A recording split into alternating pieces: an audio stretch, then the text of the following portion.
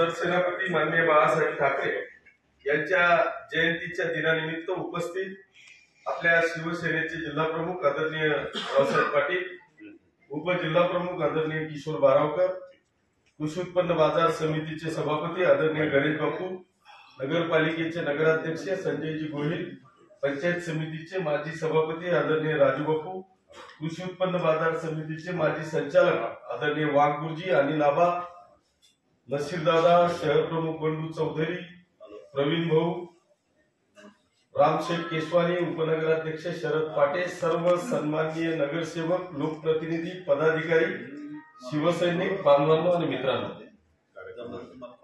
आज गेल्या अनेक वर्षापासून आपण, मला असं वाटतं की वाढदिवसापासून तर जयंतीपर्यंतचे आपण सगळेजण बाळासाहेबांचे साक्षीदार.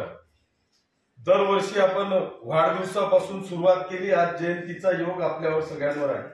परंतु मला आज खऱ्या अर्थाने या ठिकाणी सांगताना आनंद होतो की जे स्वप्न आदरणीय बाळासाहेबांनी या देशाचे पंतप्रधान मोदीजींच्याकडून पाहिलं होतं, ते स्वप्न खऱ्या अर्थाने आजच्या या जयंतीच्या निमित्तानं पूर्ण झालं असं म्हटलं तरी वावगं ठरणार नाही.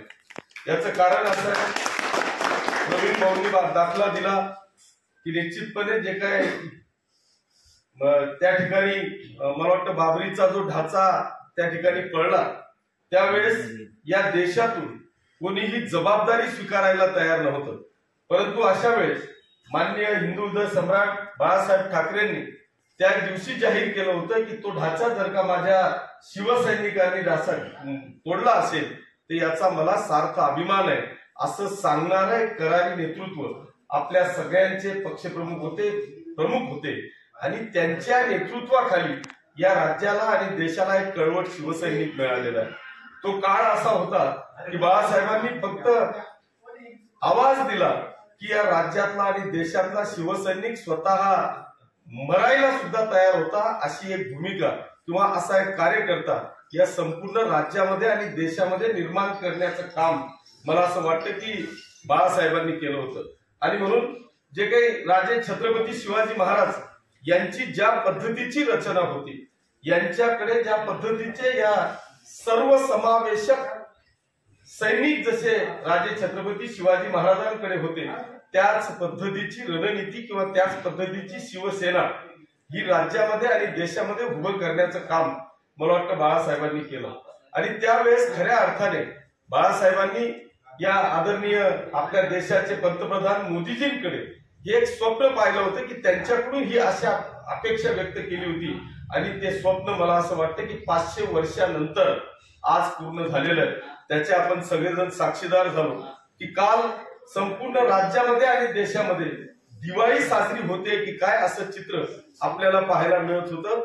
मला असं वाटतं की आज ही एक आगळी वेगळी जयंती आहे की आपण अनेक जयंत्या आणि पुण्यतिथ्या ह्या मला वाटतं आपण बाळासाहेबांच्या साजऱ्या केल्या, परंतु आज खऱ्या अर्थाने मेल्यानंतर का होईना, वरती गेल्यानंतर का होईना, पण आज मला असं वाटतं की बाळासाहेबांना खऱ्या अर्थाने आत्म्याला आज शांती मिळालेली असेल की जे काही माझं स्वप्न हे मी पाहिलेलं होतं की अयोध्येमध्ये राम मंदिर उभं राहावं, ते स्वप्न मला असं वाटतं की मोदीजींच्या रूपाने अयोध्येमध्ये पूर्ण झालेलं आहे.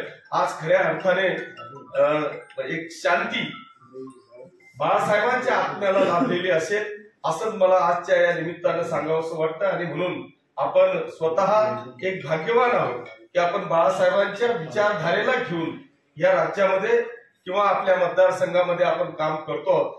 निश्चितपणे बाळासाहेबांच्या शुभेच्छा आणि आशीर्वाद ह्या आपल्या पाठीशी आहे. मी पुन्हा एकदा आपल्या सगळ्यांना आजच्या या जयंतीच्या निमित्तानं मनापासून शुभेच्छा देतो. बाळासाहेबांना भावपूर्ण आदरांजली वाहतो आणि थांबतो. धन्यवाद. जय हिंद, जय महाराष्ट्र.